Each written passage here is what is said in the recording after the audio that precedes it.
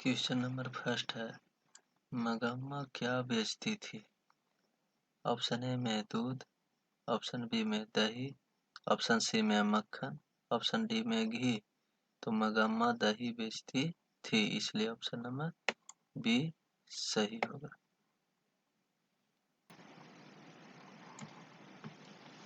Question number 2 है, दही वाली मगम्मा कहानी का कहानीकार कौन है?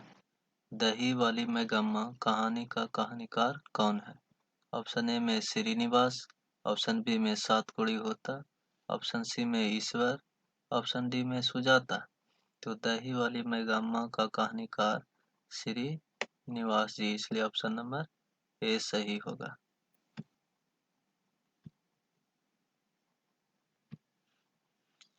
क्वेश्चन नंबर 3 है, दही वाली मगम्मा कहानी का प्रमुख पात्र कौन है? दही वाली मगम्मा कहानी का प्रमुख पात्र कौन है? ऑप्शन ए में लक्ष्मी, ऑप्शन बी में मगम्मा, ऑप्शन सी में पपाती और ऑप्शन डी में सीता। तो दही वाली मगम्मा कहानी का मुख्य पात्र मगम्मा है, इसलिए ऑप्शन नंबर बी सही होगा। क्वेश्चन नंबर 4 है, दही वाली मगम्मा कहानी का कथावाचक कहाँ से है?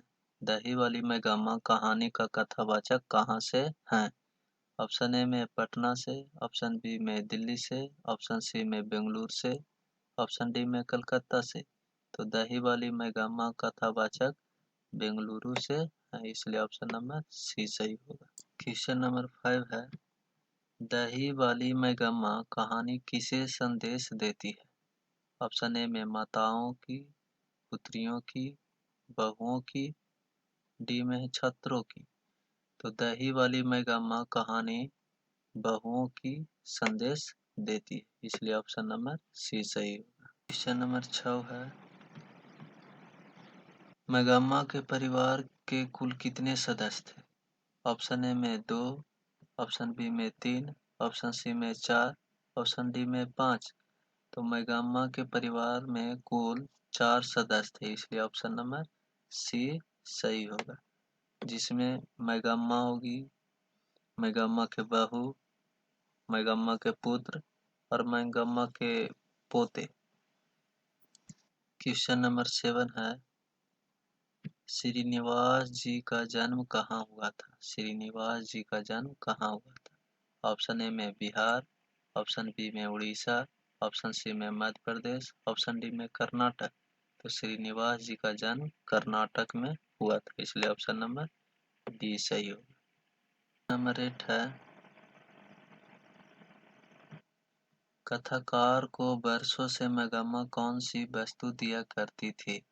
कथाकार को बरसों से मगम्मा कौन सी वस्तु दिया करती थी?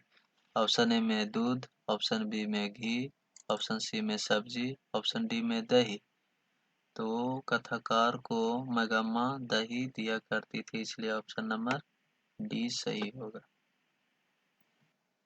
क्वेश्चन नंबर 9 है, मगम्मा की बहू का नाम क्या था? मगम्मा की बहू का नाम क्या था? ऑप्शन ए में रंगम्मा, ऑप्शन बी में नजम्मा, ऑप्शन सी में सजम्मा, ऑप्शन डी में कंजम्मा। तो मगम्मा की बहू का नाम नजम्मा था, इसलिए ऑप्शन नंबर बी सही होगा। नंबर 10 है, दही वाली मगम्मा किस भाषा में रचित कहानी है? दही वाली मगम्मा किस भाषा में रचित कहानी है? ऑप्शन ए में उड़िया, ऑप्शन बी में तमिल, ऑप्शन सी में कन्नड़, ऑप्शन डी में गुजराती। तो दही वाली मगम्मा कन्नड़ भाषा में लिखी गई कहानी है, इसलिए option number C. Option number 11 है, दही वाली मगम्मा कहानी का हिंदी अनुवादक कौन है? दही वाली मगम्मा का हिंदी अनुवादक कौन है? ऑप्शन ए में B R Narayan, option B में श्रीनिवास, ऑप्शन सी में गोपाल दास नागर, ऑप्शन डी में ईश्वर पेटलीकर। तो इसका हिंदी अनुवादक बी आर नारायण, इसलिए ऑप्शन नंबर ए सही। नंबर 12 है, रंगप्पा कौन था? रंगप्पा कौन था? ऑप्शन ए में है मगम्मा का पुत्र, ऑप्शन बी में नजम्मा का भाई, ऑप्शन सी में मगम्पा का पौत्र, ऑप्शन डी में इनमें से कोई। तो रंगप्पा एक सनपट मिजाज का जुआड़ी था, इसलिए ऑप्शन नंबर डी सही होगा, इनमें से कोई नहीं। नंबर 13 है, मगम्मा एवं नजम्मा के बीच झगड़ा मिटाकर अच्छा संबंध स्थापित करने का माध्यम कौन था? ऑप्शन ए में मगम्मा का बेटा, ऑप्शन बी में है मगम्मा का पोता, ऑप्शन सी में है रंगप्पा, ऑप्शन डी में इनमें से कोई नहीं। तो अच्छा संबंध मगम्मा का पोता निभाया। क्वेश्चन नंबर 14 है, कथावाचक को मगम्मा क्या कहती थी? कथावाचक को मगम्मा क्या कहती थी? ऑप्शन ए में बहन जी, ऑप्शन बी में मौसी जी, ऑप्शन सी में माँ जी, ऑप्शन डी में काकी जी। कथावाचक को मगम्मा माँ जी कहकर पुकारती थी, इसलिए ऑप्शन नंबर 15 है, दही वाली मैगम्मा का कथावाचक कौन है? दही वाली मैगम्मा का कथावाचक कौन है?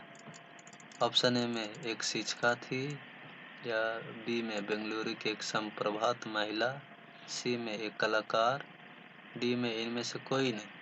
तो ऑप्शन नंबर बी सही है, बेंगलुरु के एक संप्रभात महिला थी कथावाचक। नंबर 16 है, अधिक बुद्धिमान कौन थी? अधिक बुद्धिमान कौन थी? ऑप्शन ए में मैगम्मा, ऑप्शन बी में गांव की एक अन्य महिला, ऑप्शन सी में नजम्मा, ऑप्शन डी में इनमें से कोई नहीं।